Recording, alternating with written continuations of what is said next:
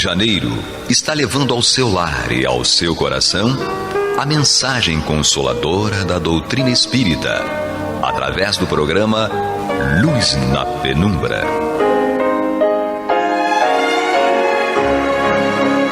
E agora com vocês, Bill Fabiano e Renato Souza, para comentar os textos da Revista Espírita de Allan Kardec no período de 1859 a 1869. Olá, queridos irmãos e irmãs da Rádio Rio de Janeiro.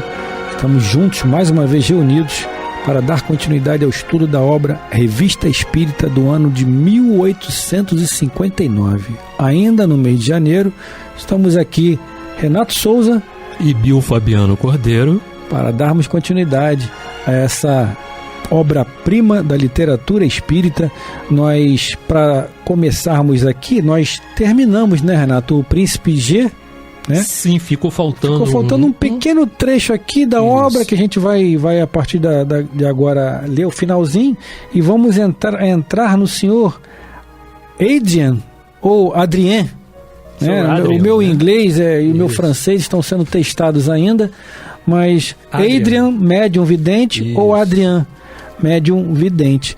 Mas para pegar o trechinho, para a gente dar logo sequência, né, Renato? Para que a gente não perca o time aqui, vamos finalizar aqui o Príncipe G, com Kardec falando aqui: tais são, príncipe, as respostas que julguei adequadas às perguntas com que me honrastes. Kardec se reportando a ele. Sentir-me-ei feliz se elas puderem corroborar as ideias que Vossa Alteza já possui sobre o assunto e vos levarem a aprofundar uma questão de tão elevado interesse. Mais feliz ainda se meu concurso ulterior puder ser de alguma utilidade. Com o mais profundo respeito, sou, de Vossa Alteza, muito humilde e muito obediente servidor, Allan Kardec. Tá aí Kardec agradecendo, né, Renato? Isso. Bacana, né? Sim, muito sim. bacana. Hoje, no nosso estudo do Evangelho no grupo, estamos estudando o capítulo 7, né? Bem-aventurados os pobres de espírito, e me recordei de uma passagem de Bezerra, conforme ele sempre costuma encerrar suas mensagens, né? Seus recados, do humílimo, não é? E paternal servidor Bezerra. É assim que ele assina, Sim. né? E, nossa, e quando a gente fala nisso, traz uma emoção, né, Bill? Sim. Porque cada um recebeu o seu socorro, eu em particular, né? Vim recebendo socorros, não é? E que socorro que se completou na casa de Bezerra. E nós temos essa emoção que aflora quando a gente faz nos reportamos, não é? As assinaturas das mensagens deles, sempre com essa questão da humildade, né? E da servidão, Sim. né? No que se refere à tarefa do Cristo, né? Sim, que é importante. Sim. É importante a servidão, não no sentido de escravidão, né? Sim. Mas no sentido de realmente você ser um servo de Deus, né? Do Mestre Jesus, de você estar a serviço do Cristo, né? De estarmos falando aqui, né? Lógico que a luz que brilha sempre é do Cristo e sempre será, que brilha a luz do Cristo sempre, mas estamos sim, né? Trilhando ali o nosso caminho de Damasco, né, Renato? Ainda ali, estamos ainda tentando sair da roupagem de Saulo para a roupagem de Paulo, ainda nos falta muito, mas já estamos no caminho, né? No caminho nos encontramos, né? Como diz lá o capítulo 17, né? O homem de bem, né? Não estão aqui reunidas todas as características que resumem o homem de bem, mas aqueles que se encontrarem no caminho, né? Que as demais conduzem, já estão inseridos, né? Nessa questão de homem de bem. Estamos tentando aqui de maneira ainda manca, né? Mas estamos trilhando o nosso caminho. E é sempre importante, né? A gratidão, né, Renato? A gratidão, como Kardec está aqui se colocando à disposição do príncipe, Vossa Alteza, é como ele se apresentou também, né? né? Talvez da última existência dele, ou de uma existência em que ele tinha mais afinidade, né? A questão da perispiritualidade ali, como Bezerra se apresenta como tal, como Joana se apresenta como tal. Então cada espírito tem uma simpatia por determinada, né, vestimenta perispiritual. Então Kardec a gente sabe que a única alteza que nós temos aqui é o nosso Mestre Jesus. Sim. Mas Kardec está com todo respeito sinalizando a ele como ele se apresentou e se colocando à disposição, agradecendo e tudo mais, enfim. E agora entremos, né, Renato, lá no senhor Adrian, ou Adrian, médium vidente, que está lá no segundo artigo, né? Está lá na revista uma nota da editora aqui, né? Uhum. Nota da editora, o primeiro artigo, esse é o segundo artigo do Médium Vidente. O primeiro artigo, ver na Revista Espírita de dezembro de 1858, ou seja, a gente já tem que falar com a Mauri e com a Astênio, né? Com certeza. Que o primeiro artigo está lá na Revista Espírita, que foi o lançamento, né, o ano de lançamento, o ano 1, 1858, mas que ele está trazendo aqui para o segundo artigo da revista de 1859, do ano de janeiro, que diz o seguinte: bom, desde a publicação de nosso artigo sobre o senhor Adrian, médium vidente, grande número de fatos nos têm sido comunicados, confirmando nossa opinião de que essa faculdade, assim como as demais faculdades mediúnicas, é mais comum do que se pensa.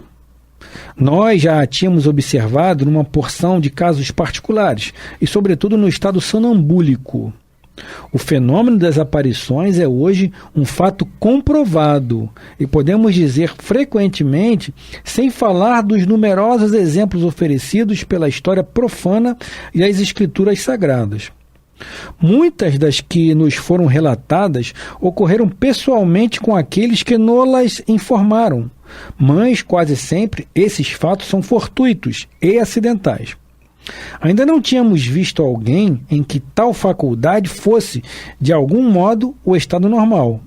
No Sr. Adrian, ela é permanente. No caso da mediunidade de vidência, onde quer que esteja, a população oculta que pulula à nossa volta lhe é visível, sem que ele a chame. Para nós, ele representa o papel de um vidente em meio a uma população de cegos. Vê esses seres que poderíamos chamar de duplicata do gênero humano, indo e vindo, misturando-se em nossas ações e, se pudermos assim nos exprimir, ocupados em seus negócios. Dirão os incrédulos que é uma alucinação, palavra sacramental pela qual pretendem explicar os que não compreendem. Vamos dar uma pausinha aqui, né, Renato? Uhum. Porque no caso aqui do senhor, do médium Adrian, médium vidente, ela era incessante, né? E o que a gente vê normalmente, né, pelo menos de maneira mais casual, são aqueles médios videntes, mas que enxergam em determinado momento aquilo que é necessário enxergar, né? Mas que não a todo tempo, a todo instante. Mas o Kardec coloca aqui um exemplo daquele que vê o tempo todo e acaba até se confundindo, né, Renato? Não sei se o cara está encarnado, não sei se está desencarnado, e você traz um apontamento aí do Livro dos Médiuns, né, Renato? O que a gente pode trazer aí? Eu vim buscar aqui no capítulo 14 dos médiuns, né? Quando ele fala justamente dessa característica, né, da vidência, tá? O Kardec prefere chamar, né, e classificar como médium vidente aquele que tem a manifestação do fenômeno de forma muito ostensiva e constante, não é? Então ele tinha uma certa uma forma de classificar isso e chamá-los de vidente desse jeito. Por isso ele trouxe aqui, não é? E apareceu para ele, sem dúvida, não ao acaso, com certeza, né? O senhor Adrian, né? Médium vidente, para que ele pudesse transcorrer com as suas indagações. Está muito claro lá no Livro dos Médiuns, capítulo 14, dos médiuns. É só procurar lá, tem lá o item que fala dos médiuns videntes, tá? Perfeito. Vamos dar continuidade aqui? Sim. Bom, bem que gostaríamos que nos definissem o que é uma alucinação e especialmente a sua causa. Todavia, no Sr. Adrian, ela tem um caráter bastante insólito, ou seja, o da permanência, né? A mediunidade dele de evidência era permanente, Sim. o tempo todo vendo espíritos. Tal Chico, Exatamente. tal Divaldo. Divaldo né? e Raul Teixeira, tantos esses nomes nobres aí do nosso movimento espírita, como Dona Sueli Caldas, que desencarnou recentemente, enfim, Ivone do Amaral Pereira e tantos esses espíritos que estão muito conectados com o lado de lá, né? Enfim. Até agora, hoje que se tem convencionado chamar de alucinação, é um fato normal e quase sempre consequência de um estado patológico, o que absolutamente aqui não é o caso. Para nós que estudamos essa faculdade de evidência, que a observamos todos os dias em seus mínimos detalhes, chegamos mesmo a constatar-lhe a realidade. Para nós, ela não é objeto de nenhuma dúvida e, como veremos, auxiliou-nos notavelmente em nossos estudos espíritas. Ela nos permitiu utilizar o escalpelo da investigação na vida extracorpórea. É um archote na escuridão. O senhor Home, dotado de extraordinária faculdade como médium de efeitos físicos, produziu efeitos surpreendentes. O Sr. Adrian nos inicia na causa desses efeitos porque os vê produzir-se, indo muito além daquilo que impressiona os nossos sentidos. Deve ser bastante... Eu fico aqui me perguntando, né? Eu costumo brincar, né? Quando as pessoas me perguntam, você vê alguma coisa? Eu não, vejo, eu tenho medo. Se eu vejo, eu saio correndo, né? Eu brinco, né? Falando, logicamente. Mas que deve ser uma coisa um pouco, para muitos, né? Constrangedora, para alguns uma coisa até chata, né? De ficar o tempo todo vendo espíritos. Mas é uma forma que, é uma faculdade mediúnica que foi acordada antes do médium encarnar, né, Renato? E que foi necessária... estava sendo necessária para ele e para tantos outros, né, que nós citamos aqui, para aquele tipo de condução da vida, né, mediunicamente falando, e para aquilo que ia se apresentar durante a vida física do indivíduo, né, Renato? Sim. Aquele tipo de mediunidade específica. Sim. Você imagina, né? Você falou uma coisa e eu me lembrei. Imagina, né? A gente vê o tempo todo. Meu Deus. Não é? Imagina a carência de evangelho, a carência que nós precisamos de esclarecimento. Quando é uma criança, como faz? O que fazer, né? Exatamente. O que fazer quando é uma criança, tá? A gente precisa estar muito atento. E é importante porque a revista espírita, né, que a gente está tratando aqui, segunda edição, né? Segundo o que a gente está chamando de segundo capítulo, de janeiro de 1859. Apesar de eu estar com pressa, já tratar como... Vamos entrar em fevereiro, né, Bill? Falta muito para chegar a fevereiro. Falta muito para chegar a fevereiro, né? Tá? A gente está tratando aqui no programa, né, Lua na Penumbra, e é importante porque quando você vê, e nós já estivemos analisando os fatos, falando sobre essa situação, quando você vê, você não vê só as coisas boas. Exatamente. Porque o nome é médium. Aí as pessoas precisam entender. Eu sou médium. Médium vê só Doutor Bezerra? Doutor Bezerra de Menezes. Não é? Não. Né? Ainda, inclusive, tem aquela passagem que é muito bacana, né? As pessoas que têm um certo receio de espíritos, não é? E não podemos ter medo, porque eu sou um espírito. Sim. Você é um espírito, então quando a gente se olha no espelho, né, Pablo?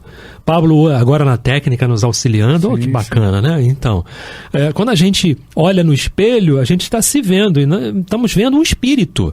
Então como é que a gente pode ter medo de espírito? Não podemos ter medo de espírito, né? Quando a gente ouve um barulhinho assim, tá sozinho, né? Num ambiente, ouve um barulhinho e diz assim, Bezerra, é você? Quer dizer, a gente pensa logo, né? Doutor Bezerra, é você, né? no bom, né? Sim. Mas o médium mesmo, não é? Ele estará sujeito à necessidade de amparar. Então não vai ver só os bons. Eu acho que os bons ele vai ver pouco, ele vai ver mais, não é? Por quê? Por causa da ferramenta que ele trouxe, que é uma ferramenta para ser utilizada de amparo. Os bons ele vai ouvir, ele vai ser intuído, não é? Ele vai vê-los quando for necessário. Exatamente. Mas verá muito mais os necessitados que por ele precisam ser, né, auxiliados de alguma forma, nem que seja uma prece, nem que ele não converse com esse espírito, mas que ele direcione uma prece através do sentido que ele obter daquela vidência, daquela situação daquele espírito, porque a transmissão é feita pensamento a pensamento. Exatamente. É perispírito ao perispírito do médium. Sim. Não é? É dessa forma que acontece. E por ali você já tem uma percepção da necessidade. Por que ele está aparecendo aqui? Ele tão somente fica olhando para você? Ele irradia o quê para você? Não é? A prece é sempre o melhor recurso, né, Bill? Sempre o melhor recurso. Agora, você falando isso, eu me lembrei de alguns médios, né, que vêm ter comigo, né? Sobretudo aqueles que recém... entre aspas, formado médio, né, que a gente está lá na educação mediúnica já há alguns anos, enfim, e eles vêm ter comigo, pô, Bill, mas eu só recebo obsessor, eu só vejo obsessor, mas a gente tem que lembrar também que, como o Renato lembrou bem, nós somos servidores, nós estamos ali no quartel para trabalhar, não importa, mas também tem a lei de sintonia, de atração, né? Os espíritos se aproximam da gente, por atração. Eles vão, bom, o Renato, pô, o cara é maneiro, tem o mesmo pensamento meu, mais ou menos pensamos igual. Então a própria espiritualidade já direciona aquele espírito para acoplar no seu corpo ali, perispiritual, né, através, enfim, mediunizar em você, como a gente costuma utilizar essa palavra, mediunizar, porque a própria espiritualidade já vê afinidade. E quando há afinidade, o espírito fica mais à vontade, porque através da chamada incorporação, né, da mediunização, que o espírito, na maioria das vezes, vem ali com aquela carga, né, de ódio, né, de raiva, né, de sofrimento, né, Renato? Uhum. Então, quando se utiliza aquela chamada incorporação, esse choque anímico que dá, que faz com que o espírito vá aliviando a sua carga, né? O médium vai servindo isso, para aliviar aquela dor, aquele sofrimento do espírito. Então, quanto mais tempo ele ficar ali acoplado ao médium, mais ele vai sair tranquilo, ou pelo menos dentro de um padrão melhor de como ele chegou. Isso não é o Bill Fabiano que está falando, não. Isso é... Projeto Manuel Filomeno de Miranda, lá no livro Qualidade na Prática Mediúnica. Quanto menos você falar, melhor. Quanto mais tempo o espírito ficar acoplado ao médium, melhor. Logicamente, guardando, né, os horários, a disciplina do horário da casa. Não é deixar também o espírito lá de eterno, né, Renato? Até o dia acabar, porque também não é assim. Guardando as proporções de cada corrente, por exemplo, no nosso caso são correntes, né, dividido em correntes, guardando as devidas proporções, o espírito vai ficar ali e o doutrinador vai ficar trabalhando ali junto ao espírito, para que, falando menos, vibrando muito mais, para que ele possa, né, Renato, deixar toda a sua mazela ali, sendo desmaterializada entre ele e o médium, usando a mediunidade ali, lá, jogando tudo ali no chão, né, logicamente, entre aspas, jogando tudo no chão ali, jogando tudo fora, para que ele possa sair mais aliviado de quando ele entrou. Sim. Você falou uma coisa importante, né, que é a questão da disciplina. Não é? No caso da vidência, lógico, é evidente que quando a gente tratou de criança, né, falamos de criança, a criança não vai conseguir ter uma disciplina com isso, depende de muito amadurecimento, depende de uma série de coisas. E o médium amadurecido, que eu digo, no sentido da idade, não é? Maior de idade, tá? Precisa do estudo. Precisa da disciplina. E isso nos reporta ao Chico, mais uma vez. Sempre. Não é? Mais uma vez. Imagina se não tivesse disciplina para receber todas as informações que Chico recebeu de N espíritos. Você imagina se todos eles quisessem falar com ele ao mesmo tempo. E os que apareciam durante o trabalho também, não é? Meu Quantas Deus. vezes Chico estava lá na casa espírita, às vezes, não é? Lendo o Evangelho num trabalho, né? E tudo, Emmanuel do lado dele, e ele levantava os olhos assim, olhava para o Emmanuel e dizia: Emmanuel, olha só, o que eu faço? Né? E ele dizia: o Emmanuel continua. Sim. Continua. Então vão aparecer outros. E o Chico também tinha aquela coisa, não sabia mais quem era encarnado, quem era desencarnado, igual o Divaldo no filme do Divaldo, que todo mundo teve a oportunidade de assistir, sim, ou pelo menos a maioria teve a oportunidade de assistir, não é? Imagina, né? Então você precisa ter uma disciplina e ter uma conversação muito madura não é? Com eles, nesse sentido. Quando você vai se conhecendo, sabendo da tua mediunidade, sabendo, né, dessas situações, é tal qual na casa espírita.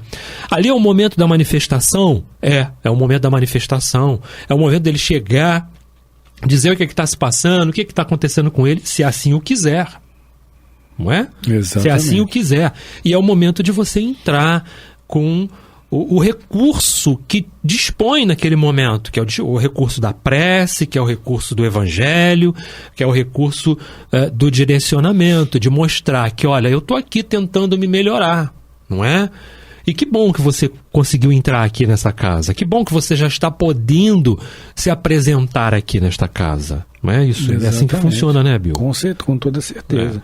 Eu queria ler um trechinho. Sim, fica à vontade. Do livro dos médiuns, né? Do livro dos médiuns, para a gente poder deixar essa questão aqui bem...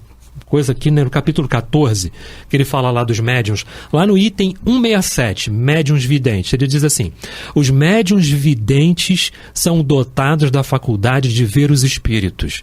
Alguns gozam dessa faculdade em estado normal, quando perfeitamente acordados e conservam lembrança precisa do que viram, que são os casos que a gente está citando aqui. Porque em desdobramento, e são situações que a gente vai ver, né, a questão do sonambulismo, livro dos espíritos, sem dúvida nenhuma, Allan Kardec vai tratar desses assuntos. Sim.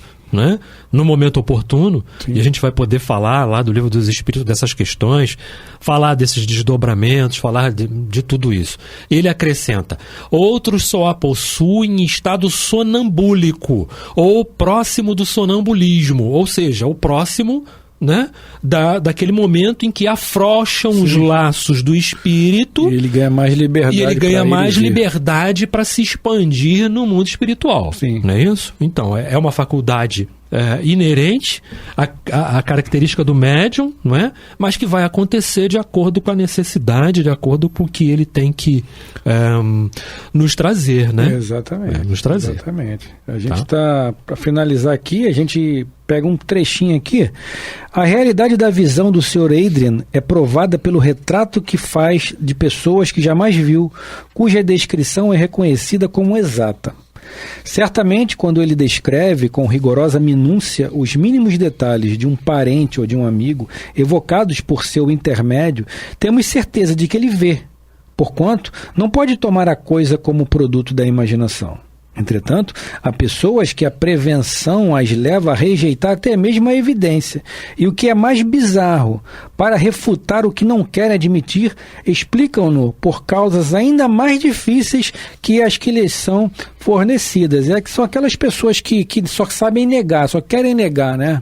Até aquilo que é irrefutável, como Kardec coloca aqui, ou melhor, como o Sr. Adrian, né? Como o Sr. Adrian coloca aqui, eles querem simplesmente refutar, porque não acreditam simplesmente, a despeito, né, ou não obstante, todas as provas que se encontram ali, a pessoa também, assim, faz parte também, né, Renato?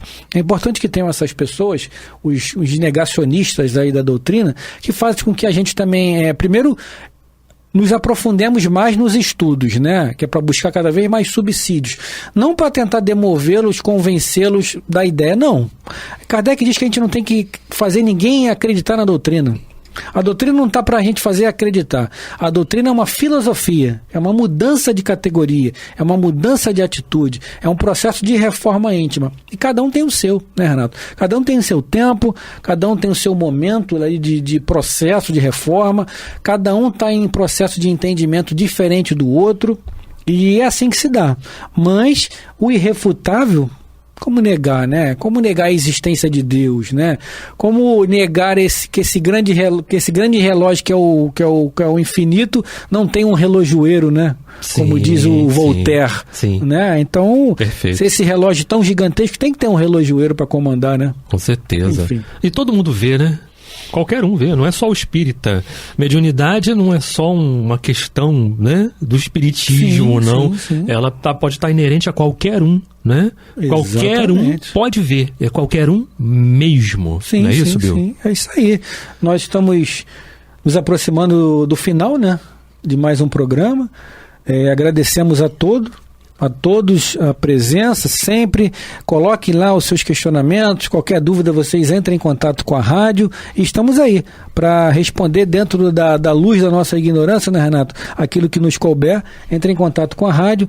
Até semana que vem, fiquem com a paz do Cristo. Renato, um beijo em seu coração, meu parceiro. Muita paz a todos, fiquem com Deus.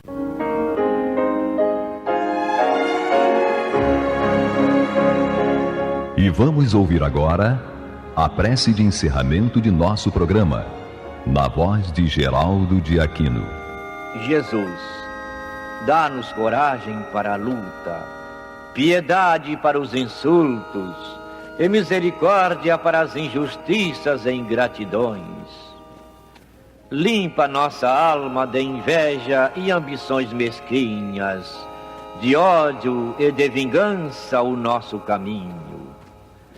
E que dentro em pouco, ao recolher-nos de novo ao calor do nosso leito, para que o sono nos dê a paz e o esquecimento das tristezas humanas, possamos sentir, Senhor, no mais íntimo de nosso ser, a doçura indefinível do Teu amor e a grandeza incomparável da Tua divina presença. Que assim seja.